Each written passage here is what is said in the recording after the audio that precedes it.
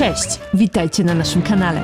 Dziś zabieramy Was w podróż do Albanii, kraju, który odwiedzamy zdecydowanie najczęściej i zawsze wracamy tam z ogromną przyjemnością. Kraju, który wciąż kryje mnóstwo tajemnic, zachwyca naturą, świetną kuchnią i niesamowitą gościnnością mieszkańców. W tym filmie pokażemy Wam 10 najlepszych atrakcji, które po prostu musicie zobaczyć, planując swoją podróż w ten zakątek Bałkanów. Od rajskich plaż, przez majestatyczne góry, aż po miasta pełne historii i smaków, które zostają w pamięci na zawsze. To jednak dopiero początek. Każdą z tych atrakcji opisujemy dokładniej w osobnych filmach na kanale. Jeśli więc chcecie poczuć klimat albańskich miasteczek, dowiedzieć się, gdzie zjeść najlepsze owoce morza, albo więcej o historii i ciekawostkach z kraju, koniecznie zostańcie z nami na dłużej i sprawdźcie resztę naszych vlogów. Albania czeka. Ruszamy!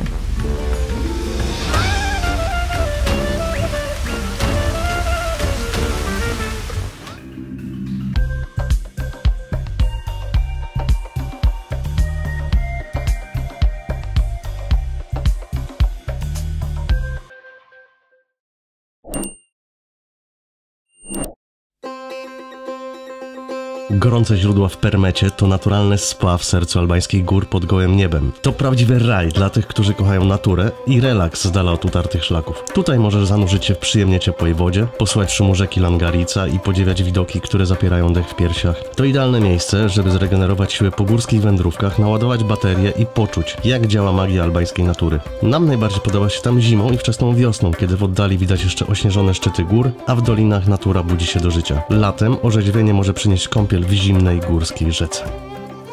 W samym sercu albańskich gór znajdziecie miejsce niezwykłe, pośrodku niczego źródła termalne Beni, które słyną ze swoich naturalnych minerałów, które mają właściwości prozdrowotne. Pomagają na reumatyzm czy problemy skórne, dlatego też niezależnie od pory roku amatorów kąpieli nie brakuje.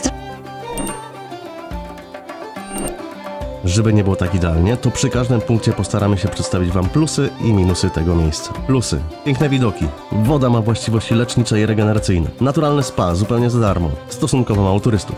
Minus. Oddalony od popularnych turystycznych destynacji. Nie ma infrastruktury, przebieralni, toalet, punktów gastronomicznych, co może być także plusem.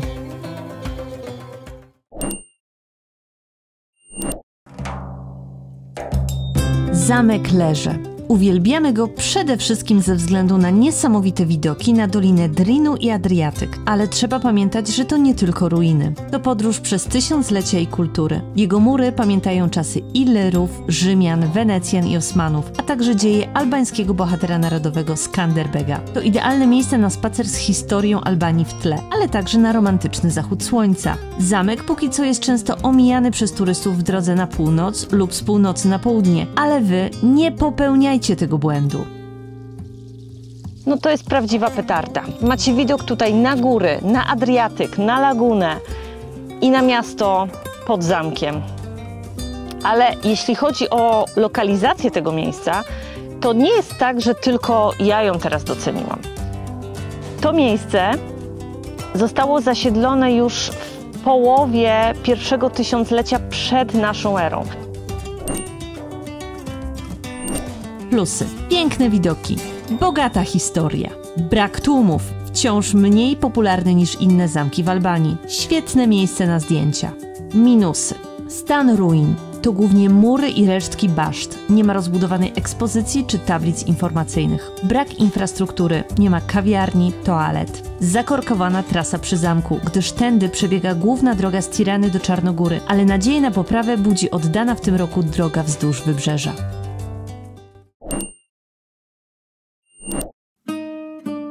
Borsz. To tutaj znajdziecie jedną z najdłuższych plaż Riviery. Obrazów jak z katalogu turystycznego dostarczają turkusowa woda, szerokie plaże z łagodnym zejściem do morza, widok schodzących do morza gór i malownicze zatoczki. Na pewno znajdą się tutaj osoby, które uważają, że jest wiele piękniejszych plaż w Albanii. Ksamil, Saranda, Himare czy Dermi. I nie zamierzamy się z tym spierać. My jednak mamy szczególny sentyment do Borsz i to tutaj najlepiej odpoczywamy. Wolimy miejsca mniej komercyjne, choć zdajemy sobie sprawę, że to kwestia czasu, by Borsz rozwinęło się podobnie jak bardziej popularne kurorty. Na korzyść tej lokalizacji przemawiają wciąż przystępne ceny noclegów i w restauracjach. Piękne, pocztówkowe widoki możecie też podziwiać z ruin twierdzy Sopot na zamkowym wzgórzu. W Borsz mamy ruiny zamku Sopot. Ale molo tutaj nie ma. Jesteśmy 320 metrów nad poziomem morza i widoki stąd są po prostu rewelacyjne. Myślałam, że wstęp będzie kosztować tak jak większość zamków tutaj, bo tak obserwujemy, że nieważne czy ruiny, czy lepiej zachowany zamek, to wszędzie zbierają po 300 leków, a tutaj niespodzianka, wejście jest za darmo, nie ma w ogóle stoiska, w którym można byłoby zbierać jakiekolwiek opłaty. Plusy. Najdłuższa plaża Riviery Albańskiej. Aż około 7 km drobnych kamyków i czystej wody. Jest miejsce na relaks bez ścisku. Krystaliczna woda. Idealna do pływania i snorkelingu. Wciąż mniej komercyjna niż Dermi czy Ksamil. Lokalne beach bary i restauracje z owocami morza wprost przy plaży. Dobra baza wypadowa. Blisko Himare, Porto Palermo, Czeparo czy Lukowe. Minusy. Kamieniste wejście. Lepiej mieć buty do wody. Mało rozwinięta infrastruktura. Brak większych sklepów, luksusowych hoteli czy nocnego życia, co akurat dla nas przemawia na korzyść tej miejscowości. Ale jeśli szukasz imprez i nocnego życia, to raczej nie jest miejsce dla Ciebie. Brak asfaltu na drodze wzdłuż plaży, szutrowa dziurowa droga, co naturalnie bardzo spowalnia przepustowość. Kurz w upole może być uciążliwy. Sezonowość. Poza sezonem jest to wymarła wioska.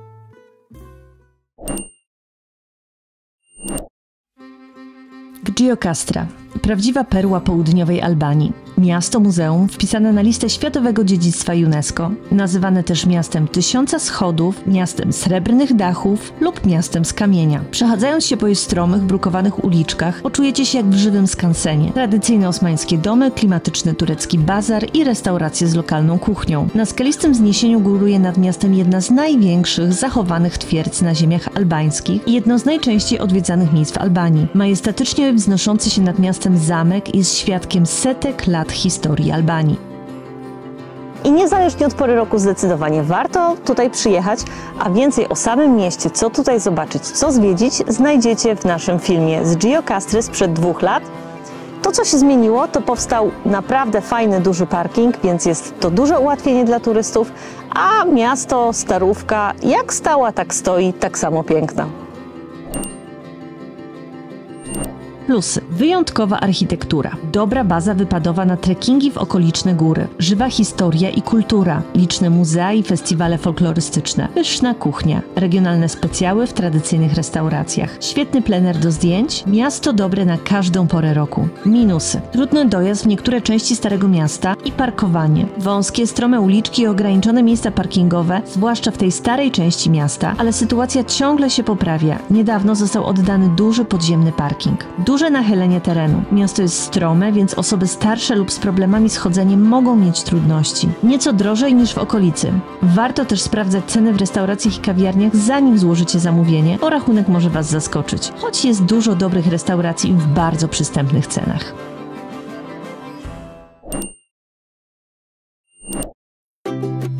Zamek Rozafa to jeden z tych punktów na naszej mapie Albanii, które łączą wszystko. Piękne widoki, legendy, historie i wyjątkowy klimat. Malowniczo położone na wzgórzu strzeże bramę do miasta Szkodra od wieków, ukazując nam zapierające dech w piersiach widoki na jezioro Szkoderskie, rozległe pasma górskie oraz miejsce, gdzie łączą się 3 rzeki – Drin, Kir i Buna. Dzięki powtarzanej przez mieszkańców Albanii legendzie, która alegorycznie ukazuje historię Albanii i jej mieszkańców poprzez poświęcenie kobiety dla jej dziecka i dla dobra ogółu, Zamek Rozafa jest jedną z najbardziej symbolicznych budowli Albanii. A jeżeli zostajecie tutaj dłużej, to chyba nie ma lepszego miejsca na nocleg z widokiem na wzgórze zamkowe niż Camping Legenda, gdzie znajdziecie miejsce na namiot, kampera, hotel i domki letniskowe o różnym standardzie. Miasto Szkodra wieczorami żyje, więc znajdziecie tam mnóstwo restauracji, pubów i kawiarni, a jezioro Szkoderskie to raj dla miłośników natury. Rozległe, spokojne wody otoczone górami i zielone zatoczki. Latem możecie popływać łódką, kajakiem, supem, zrelaksować się na dzikich plażach, spróbować świeżych ryb w lokalnych knajpach i obserwować ponad 250 gatunków ptaków w ich naturalnym środowisku. Zamek Rozafa to jest dopiero też kawał historii. Jego początki to aż IV wiek przed naszą erą i twierdza była przebudowywana wielokrotnie aż do XX wieku. Więc działo się tutaj, naprawdę działo się tutaj. Zresztą jak wchodzicie sobie do zamku, wchodzimy przez wenecką wieżę z XV wieku. Tam według tablicy są pozostałości iliryjskich jeszcze murów, a tutaj są pozostałości wieży średniowiecznej. Plusy. Spektakularne widoki, bogata historia, łatwy dostęp, blisko centrum Szkodry, łatwo dojechać, wygodne dojście pieszo lub samochodem. Minusy. Mało cienia, zwiedzanie zamków w upale może dać wam w kość. Nierówne podłoże, sporo stromych, kamiennych ścieżek, które są bardzo śliskie, trudne dla osób z ograniczoną mobilnością, koniecznie zabierzcie buty z dobrą podeszwą.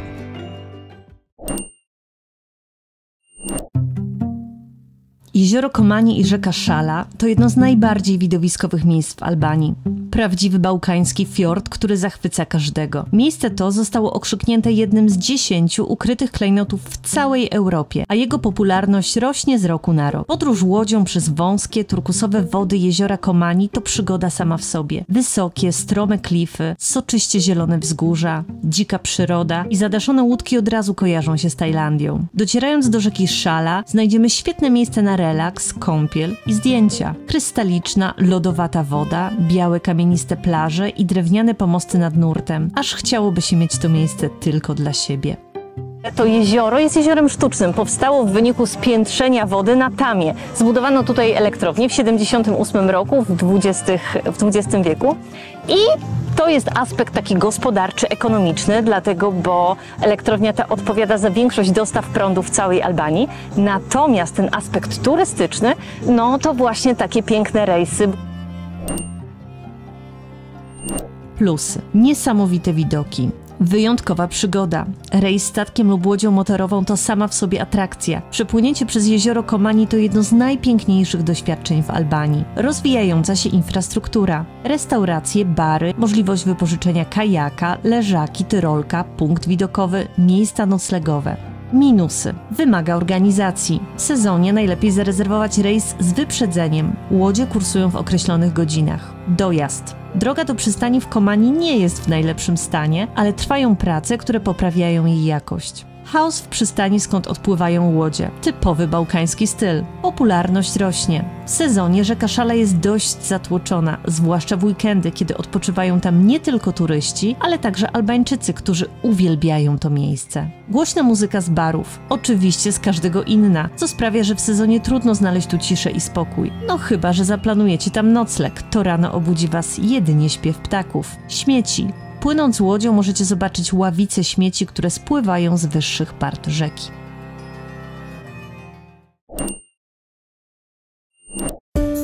Miasto tysiąca okien położone malowniczo nad rzeką Osum. Berat zachwyca osmańskimi domami, które kaskadowo wspinają się po zboczach wzgórza i odbijają w tafli wody. To nie tylko kolejne miasto z listy Światowego Dziedzictwa UNESCO dla odhaczenia. To miasto, w którym trzeba pobyć, by nakarmić się jego niesamowitym klimatem. W sercu miasta czeka na was majestatyczna twierdza, gdzie wciąż toczy się życie, mieszkają ludzie, którzy oferują turystom pokoje do wynajęcia, prowadzą restauracje i sprzedają lokalne produkty. Z murów rozpościera się widok na stare dzielnice miasta. W mieście znajdziecie tu zabytkowe meczety, cerkwie, a na wschód od miasta rozciąga się Park Narodowy Tomur. Stąd już tylko rzut beretem do jednego z piękniejszych kanionów w Albanii, kanionu rzeki Osumi, który jest rajem dla żądnych przygód turystów. To świetna baza wypadowa dla aktywnych. Trekking, rafting, na pewno nie będziecie się tu nudzić. Z punktu widokowego rozciąga się widok na tą nowszą część Beratu. Jest dzielnica Gorica, którą widzicie za mną. I pomimo, że ona wygląda bardzo podobnie do tej starej części Beratu, to jest ona stosunkowo nowa, bo większość zabudowy pochodzi z połowy XIX wieku, a to wszystko dlatego, że wcześniejsze budynki, te, które istniały tutaj już w XVIII wieku, zostały zniszczone przez trzęsienie ziemi. Plusy. Niezwykła architektura, bogata historia i kultura, cerkwie z ikonami Onufrego, stare meczety, muzeum ikon i stare miasto wpisane na listę UNESCO. Pyszne lokalne jedzenie, rodzinne restauracje i bary serwują tradycyjne potrawy w wyjątkowym klimacie. Wszystko blisko, Berat jest kompaktowy, zwiedzicie go pieszo bez potrzeby transportu wewnątrz miasta. Minusy. Trudności z parkowaniem. Stare dzielnice mają ograniczony ruch i niewiele miejsc parkingowych, a nawigacja może was wywieźć w pole i poprowadzić na przykład przez schody do wyższych partii miasta. Nie dajcie się zwieść i bądźcie czujni. Popularność rośnie. W sezonie turystów jest coraz więcej, więc w topowych miejscach może być tłoczno. Zwłaszcza w ciągu dnia, gdy do Beratu przyjeżdża bardzo dużo jednodniowych wycieczek, dlatego warto zaplanować nocleg w mieście.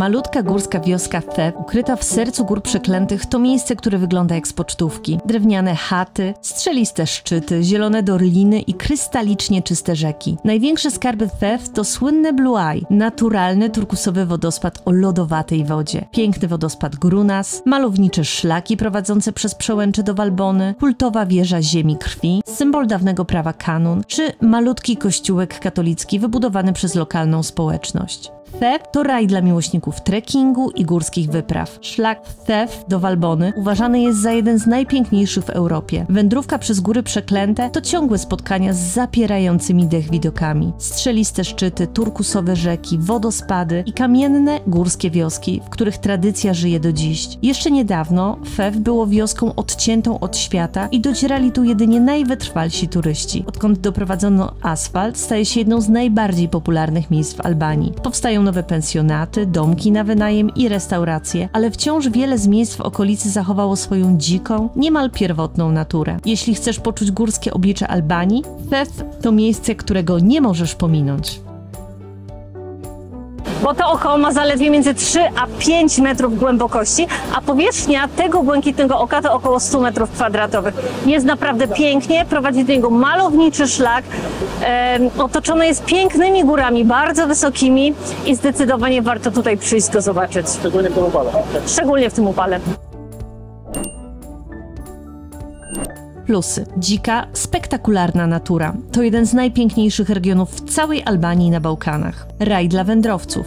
Kultowy szlak z Theb do Walbony to klasyka trekkingu, ale są też krótsze, łatwiejsze trasy, np. do Blue Eye czy wodospadu Grunas. Prawdziwy klimat. Górskie wioski zachowały tradycyjny styl. Kamienne domy, wieża kanunu, pasterze, konie i gościnność lokalnych rodzin. Minusy. Trudny dojazd.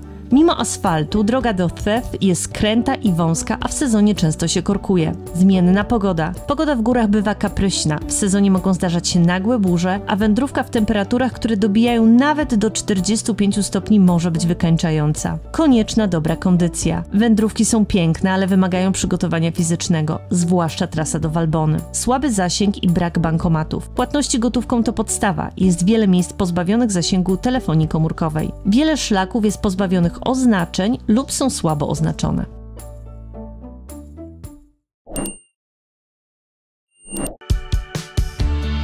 Plaża i kanion Gdjeppe to jedno z najbardziej magicznych miejsc na Rivierze Albańskiej. Ukryty raj, który łączy dziką przyrodę i odrobinę przygody. Plaża Gdjeppe to szeroka, dzika zatoka z drobnym żwirem i turkusową wodą, otoczona wysokimi klifami i bujną roślinnością. Nie ma tu hoteli ani głośnych barów, zamiast tego znajdziesz ciszę i spokój i nocleg w namiocie bez infrastruktury. Gdjeppe nosi miano jednej z najpiękniejszych plaż Albanii, a reguła niedostępności jeszcze bardziej podnosi atrakcyjność, ponieważ by się do niej dostać, niezbędny jest niespełna 2-kilometrowy spacer z parkingu lub prawdziwie offroadowy samochód. Najpiękniejsza trasa do niej prowadzi przez kanion Gdjeppe, wąwóz o pionowych skalistych ścianach. Wąska cieśnina utworzona przez działalność strumienia i potężne formacje skalne, a także jaskinie zachwycają ją na każdym kroku. Szlak jest bardzo dobrze przygotowany, wyposażony w tablice informacyjne, oznaczone punkty widokowe i kosze na śmieci. Nagrodą za wysiłek podczas wędrówki będzie kąpiel w krystalicznej wodzie i relaks na plaży. Połączenie widoków z nad kanionu i plaży sprawia, że naszym zdaniem to jedno z najpiękniejszych miejsc w Albanii.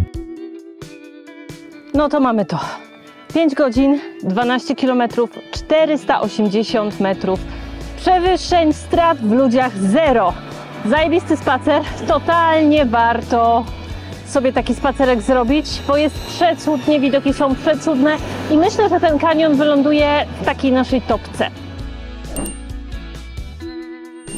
Plusy. Dzika, ukryta plaża. Gdjeppe to jedno z ostatnich dzikich plaż Riviery. Brak hoteli, masowej turystyki daje poczucie przygody i spokoju. Piękne otoczenie, turkusowa woda, wysoki klif, bujna roślinność. Wszystko tworzy wyjątkowy rajski klimat. Kanion jako atrakcja. Sama droga przez kanion Gdjeppe to świetna mini wyprawa. Pionowe ściany, jaskinie, wąskie przejścia. Brak tłumów poza sezonem. W porównaniu z Ksamilem czy Dermi jest tu znacznie spokojniej, zwłaszcza rano i poza szczytem sezonu. Możliwość bywetowania. Są miejsca na rozbicie namiotu dla fanów dzikich nocy pod gwiazdami. Można wypożyczyć leżak i parasol, ale też rozłożyć się ze swoim ręcznikiem. Minusy. Brak dojazdu. Wymaga dobrej kondycji, trasa w słońcu w szczycie sezonu może być męcząca. Zdecydowanie nie nadaje się dla rodzin z małymi dziećmi i osób mających problemy z poruszaniem się. Brak cienia infrastruktury. Plaża jest dzika, więc parasol i własna woda to podstawa. Mały beach bar działa sezonowo. Brak pryszniców i toalet. W szczycie sezonu coraz popularniejsza. W lipcu i sierpniu może być sporo turystów i łódek wpływających od strony morza.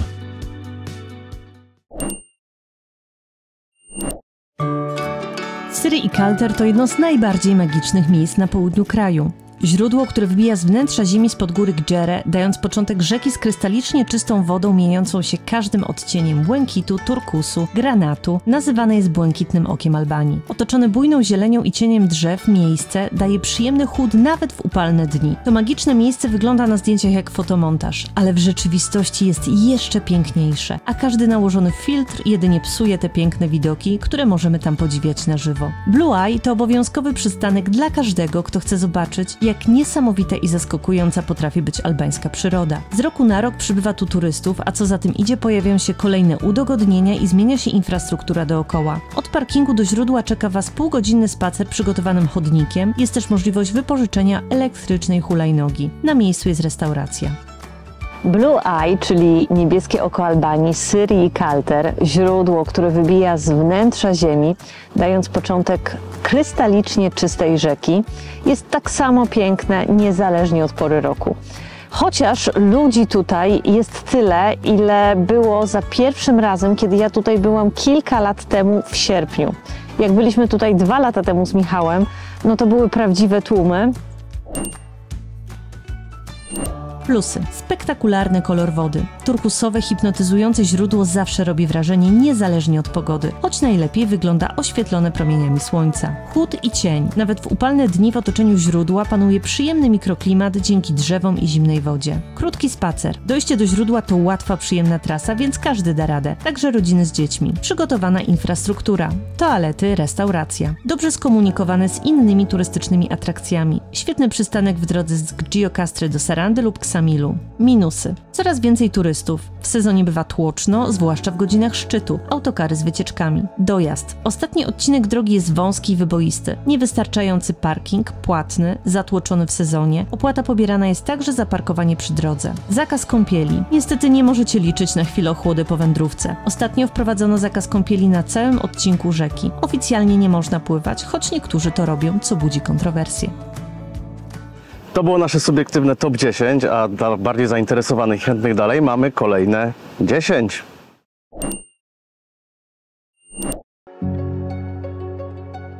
Kulebarda.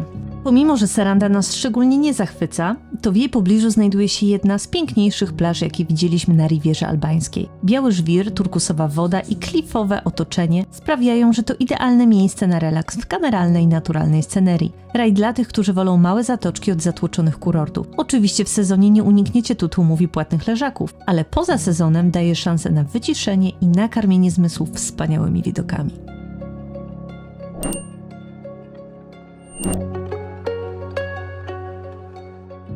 Syrii i Szaganit. Albania pełna jest miejsc, które zachwycają pięknem natury. Jednym z nich jest krasowe źródło Syrii i Szaganit na brzegu Jeziora Szkoderskiego. Idealny przystanek na orzeźwienie i chwilę spokoju z dala od tłumów. Największe wrażenie robi widok z lotu ptaka, ale nawet bez tej perspektywy jego otoczenie i pobliska restauracja zachęcają do kontemplowania piękna natury w tym miejscu.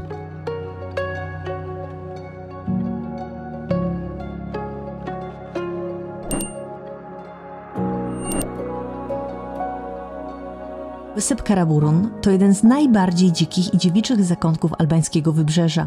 Prawdziwa przygoda dla tych, którzy kochają naturę bez hotelowych parasoli i tłumów. Żeby odkryć jego piękno, trzeba wyruszyć łodzią z Vlorë lub Oricum. To sprawia, że większość zatok i plaż jest dostępna tylko od strony morza, co dodaje temu miejscu nuty niedostępności. Rejs wzdłuż stromych klifów, ukryte zatoczki, jaskinie morskie i plaże z krystaliczną wodą w odcieniach od głębokiego błękitu po turkus. To świetne miejsce do snorkelingu, pływania i relaksu z dala od cywilizacji.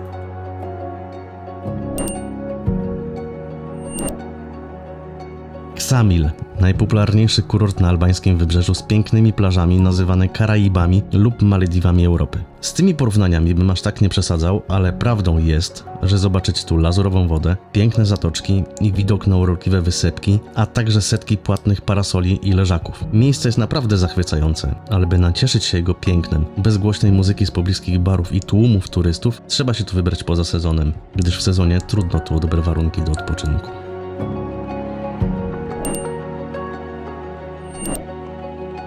Przełęcz Logara. Trasa, która sama w sobie jest punktem widokowym Riviery. Kręta droga prowadzi przez Park Narodowy Logara, a z samej przełęczy, usytuowanej na wysokości 1027 metrów nad poziomem morza, rozciąga się niezapomniany widok na góry spadające prosto do Morza Jońskiego. Przejeżdżając przez nią, nie zapomnijcie zaopatrzyć się w przepyszne miody z iglaków, które po powrocie będą Wam przywracać Wasze wspomnienia z tych miejsc.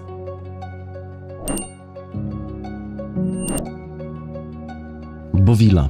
Turkusowe jezioro ukryte pomiędzy dwoma pasmami górskich szczytów na północny wschód od Tirany to świetne miejsce na trekking, piknik i krótką ucieczkę w naturę, kiedy zmęczycie się zgiełkiem stolicy. Na górze czeka na Was restauracja i platforma widokowa. Pamiętajcie jednak, że droga do niej prowadząca to utwardzony shooter, więc nie wszystkie wypożyczalnie zezwalają na wjazd do tego miejsca. Bochowe. Mała wioska z klimatem, położona u stóp gór Gjokastry z pięknymi widokami i dawną twierdzą osmańską. Sam raz na spokojny spacer i odkrywanie mniej znanych zakątków południa Albanii. To tu, w cieniu ogromnego platana, możecie raczyć się wspaniałą wodą różaną, jakiej nie skosztujecie nigdzie indziej.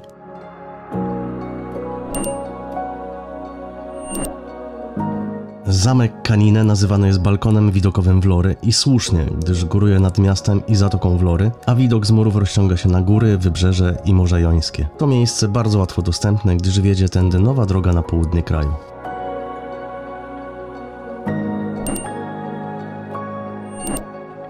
Perkal to cicha malownicza wioska ukryta w górach niedaleko Szkodry. To świetny przystanek w trasie do bardziej znanych atrakcji Gór Przeklętych albo na spokojny odpoczynek w wiejskim klimacie. Wspaniała dolina rzeki Kir to idealne miejsce na kąpiel i zapewniamy Was, że nie znajdziecie tu zbyt wielu turystów. No chyba, że zmieni się to po tym filmie. Jeśli chcesz uniknąć tłumów popularnych kurortów, a jednocześnie zobaczyć mniej znane kaniony, rzeki i zielone doliny w okolicy Szkodry, to Perkal Cię nie zawiedzie.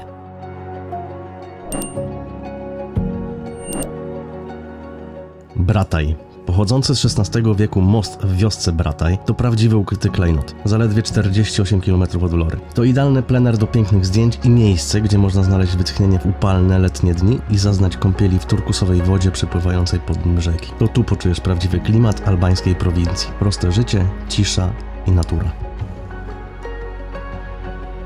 To oczywiście nie wszystko, a jedynie przedsmak tego, co ma do zaoferowania Albania. Zapraszamy do pozostania z nami na dłużej, subskrypcji i obejrzenia naszych vlogowych filmów z Albanii. Na naszym blogu znajdziecie także praktyczne informacje, które pomogą Wam zaplanować podróż do Albanii na własną rękę. Opisy miejsc, przykładowe trasy i mapki z polecanymi przez nas miejscami.